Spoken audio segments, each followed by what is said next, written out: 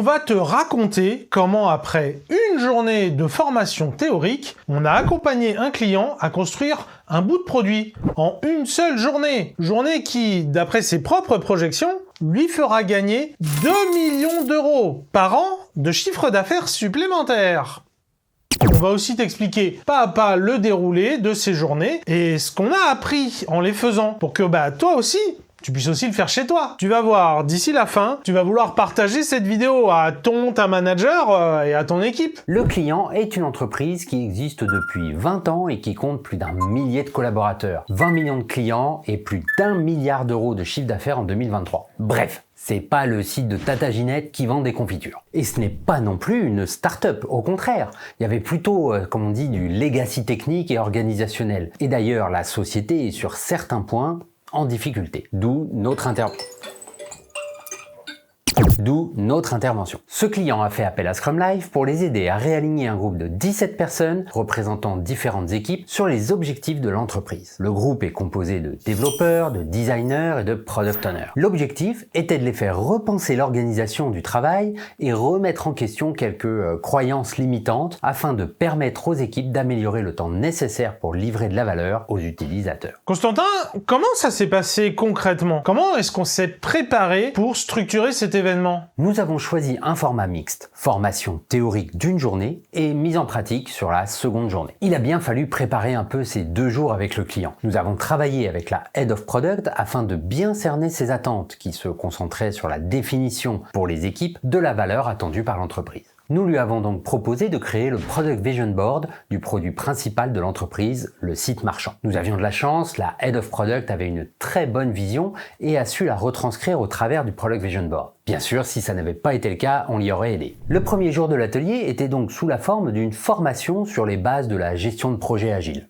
Le but étant, dans cette journée, de confronter l'idée des participants sur ce qu'est l'agilité, avec les bonnes pratiques par rapport à leurs croyances. C'est un exercice que nous faisons très souvent et qui met en lumière pour les participants, mais aussi pour la direction, les incompréhensions de l'agilité, de Kanban, de Scrum. Bref, ça permet généralement déjà d'identifier des raisons à certains points de blocage ou de points de friction existants. Mais c'est aussi une journée riche en questions. Les participants voyaient souvent déjà comment aller plus loin dans leur quotidien. Et c'est pendant ce premier jour qu'on confronte la vision produit au groupe, mais dans un ordre précis. Et l'ordre est important. Après avoir présenté rapidement le principe du Product Vision Board, chaque participant doit le remplir individuellement. Ensuite, nous dévoilons alors celui produit par la direction, la Head of Product dans ce cas-là. Et on discute justement des différences qu'il y a. Ça permet aux participants de se rendre compte d'un décalage parfois énorme entre leur compréhension et la vision de la direction sur ce qu'est la valeur, par exemple, mais pas seulement. Cette fois-ci, les participants ont découvert la cible de l'entreprise, c'est-à-dire le profil de client qui est important pour l'entreprise et comment l'entreprise mesure les objectifs business par rapport à cette cible. Cette fois-ci, l'objectif business principal était clair, augmenter le panier moyen d'un profil client en particulier. Ce qui fut particulièrement intéressant ici,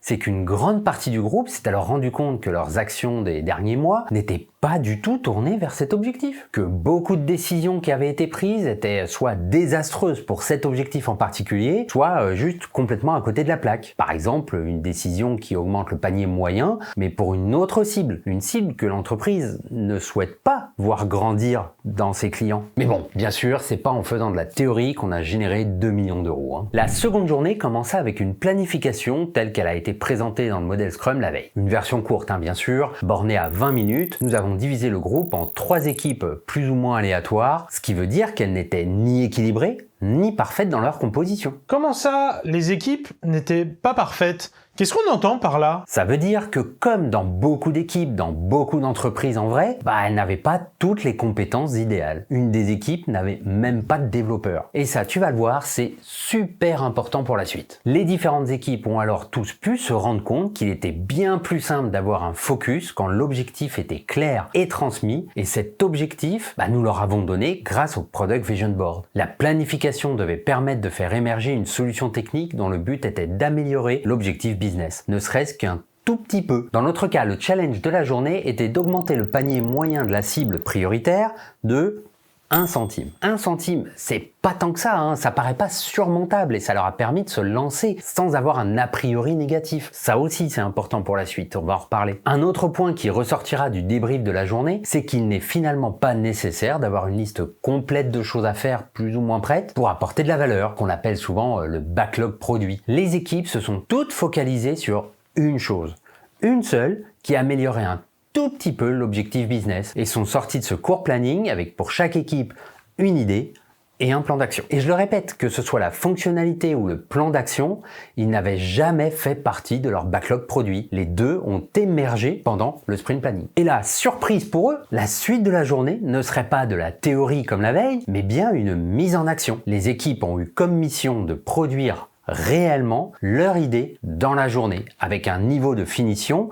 qui veut vraiment dire prêt à déployer. C'est intéressant de noter ici que la surprise n'était pas un stratagème de notre part, hein. Les équipes n'avaient juste pas compris qu'elles devaient mettre en place leur idée juste après. Mais on a remarqué après coup que c'est ce qui leur a évité de s'auto-censurer sur la solution. Bah oui, certains n'auraient pas choisi la même solution de peur de ne pas pouvoir la réaliser dans le temps de la journée. Donc vers 10h30, après leur séance de planification, les équipes ont commencé à s'organiser en se déplaçant, en discutant, en collaborant ensemble. La matinée passe, on prend un peu plus d'1 heure pour déjeuner, à la cool, hein, on n'était pas pressé. Et puis là, vient l'après-midi. Pendant tout ce temps, nous les avons aidés et challengés pour leur rappeler de faire preuve d'empirisme et les guider. Et bien sûr, nous les avons aidés à garder en tête l'objectif réel. Oui, c'est fou, on se rend compte là vraiment sur le terrain qu'il fallait leur rappeler régulièrement que le but de l'exercice n'était pas de réaliser leur idée qui a émergé pendant la planification, mais que c'était bien d'augmenter le panier moyen de la cible prioritaire de 1 centime. Et là c'est vraiment fou, hein. On se rend bien compte ici que même en quelques heures à peine, alors que la journée était focus là-dessus, réaliser la fonctionnalité pensée, celle prévue en planning, avait très vite pris la priorité sur l'objectif de la fonctionnalité. C'est la fonctionnalité qui restait en tête, pas l'objectif. Et 6 heures après leur planification, soit vers 16h30, c'était l'heure de la revue. Toutes les équipes ont arrêté la production et chacune à leur tour ont montré le résultat de leurs 5 heures de travail. Ah mais oui, vous avez pris une bonne grosseur pour déjeuner. Et oui.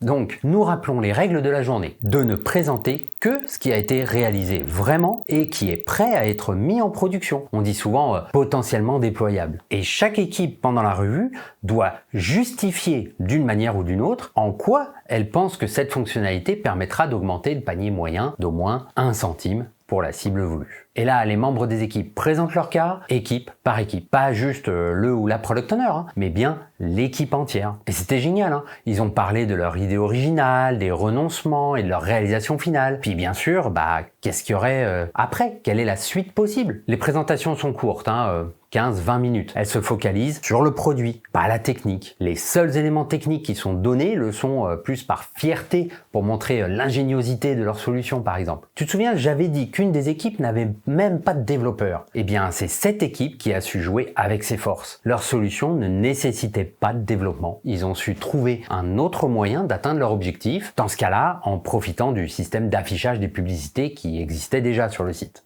C'est une autre grande leçon de cet exercice. C'est un truc super important dans l'agilité. L'équipe choisit la fonctionnalité en fonction de leurs compétences et pas l'inverse. On se rend pas compte à quel point ça c'est pivot, c'est une des clés de l'agilité. Un des atouts du produit tel qu'il est déjà, c'est qu'il fournit déjà un grand nombre de données, ce qui fait que les équipes ont pu extrapoler l'impact de leur réalisation. Si on prend la fourchette basse de leurs prévisions, ça représente plus d'1 million d'euros pour une équipe et 4 à 500 000 euros pour les deux autres chacune. Soit environ 2 millions d'euros de gains sur 1 an pour 6 heures de travail, une seule journée. C'est pas mal, hein? Mais en vrai, ça aurait pu être encore mieux. Alors avant de te lister les clés du succès de ces 2 journées, soyons au clair sur un point précis. Ce qui a été construit pendant cette journée n'a pas été déployé en production. Pourquoi? On aurait vraiment pu aller plus loin. Et pourtant, on a choisi de limiter l'exercice à prêt à être déployé. Car ça semblait impossible dans l'organisation actuelle de l'entreprise. On a donc profité de ces 2 journées pour identifier les raisons qui ne permettaient pas de mettre en production le soir même. Et voici les réponses des équipes. Par exemple, il y avait le besoin de la validation du département marketing. Il manquait aussi la validation du COMEX. Il y avait un manque d'accès à certaines données. Il y avait aussi le besoin de la validation du département merchandising. Et puis, bien sûr, l'injonction traditionnelle Bah non, on fait pas de mise en prod le vendredi. Mais il y avait aussi la revue du code pour l'application iPad, iPhone qui doit être réalisée au préalable par la communauté iOS. Et là, t'as remarqué, dans les raisons, rien techniquement ne semblait empêcher la mise en production le jour même. Les seules raisons sont que quelqu'un veut donner son avis ou la peur du vendredi. C'est quand même vachement frustrant, hein. Donc la suite logique à ça serait certainement de creuser pourquoi ces validations sont nécessaires et surtout qu'est-ce qui nous manque dans notre process et nos outils pour livrer le vendredi sans aucune crainte. Mais ça aurait été pour un autre moment. Déjà, voyons pourquoi ces journées ont marché. Bon alors, pourquoi ça a marché? Premier point, ça a été possible grâce à leur focus pendant cette journée. Les équipes étaient orientées de façon à créer de la valeur, pas silotées en compétence de faire un truc ou pas faire.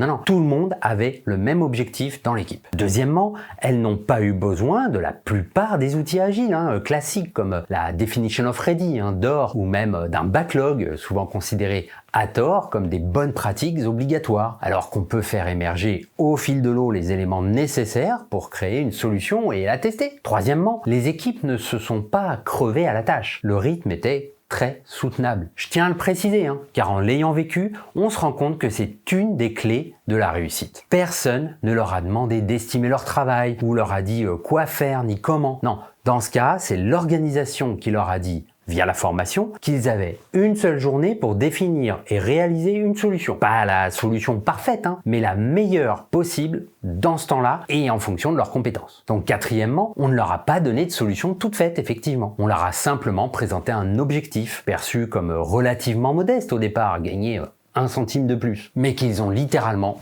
explosé. Ça a non seulement ouvert la porte à une multitude de solutions innovantes et diverses, mais a également démontré la puissance de la créativité lorsqu'elle est libérée des contraintes rigides habituelles dans les entreprises. En ne fournissant pas de solutions, nous avons stimulé une réflexion profonde et permis à chaque équipe de briller par sa singularité. Ce qui nous mène à la 5e raison de ce succès. Les équipes ont trouvé des solutions adaptées à leurs capacités et à leurs compétences. C'est un point extrêmement important pour que les équipes puissent dépasser ce qu'on pourrait appeler leurs croyances limitantes. Ouais, il nous manque ceci ou ça pour faire la solution parfaite. Oui, la faites pas. Faites une meilleure solution que celle parfaite. 6e, on pourrait dire qu'on leur a donné un objectif et qu'on leur a juste fait confiance pour trouver comment y arriver. C'est au final assez simple à mettre en place, c'est que de la volonté humaine. Et 7e, passer à l'action vaut mieux que trop de planification, surtout quand on a la possibilité d'itérer rapidement. Au pire, même si une équipe s'était plantée, ce qui n'est même pas le cas, le coût de ce raté aurait été faible et ils auraient pu rebondir le lendemain. 8e, avec le recul, nous avons aussi remarqué que leur succès était aussi lié à la taille des équipes. Elles étaient réduites à 5 ou 6 personnes maximum. On aurait pu aller encore plus loin en divisant pas le groupe en 3 mais en 4 ou 5 équipes de 3 ou 4 personnes et on aurait eu la possibilité de tester plus d'idées en même temps. Un 9e point, les équipes ont appris qu'il leur était autorisé d'avoir des solutions imparfaites, d'être empirique, d'avoir un algorithme de recommandation un peu bête dans un premier temps, qui permet déjà de générer de la valeur pour les utilisateurs, de la valeur business, et qui leur permet d'acquérir des données. Ce mode de fonctionnement, c'est faisable partout, quand on se pose les bonnes questions. Et d'ailleurs, appelle-nous, on peut le faire chez toi. Ou appelle-nous pour avoir plus de détails sur ce retour d'expérience. C'est pas le premier retour d'expérience qu'on fait sur la chaîne. T'as dû remarquer qu'à chaque fois, on anonymisait, on disait pas exactement quel client c'était. Tu comprends bien qu'il y a des problématiques de confidentialité derrière. Pour revenir sur le partage qu'on vient de faire, trouver un objectif ridiculement simple et donner les moyens aux équipes de l'atteindre, c'est la clé et ça, on peut le faire partout. Alors franchement, va sur cette page scrumlife.tv/accompagnement ou clique ici pour prendre un rendez-vous avec nous, qu'on parle de comment on peut t'aider ou encore une fois de creuser un peu plus les différents retours d'expérience qu'on partage et même pourquoi pas organiser une rencontre. Je te dis à très bientôt. Vous êtes mes plus grands fans ?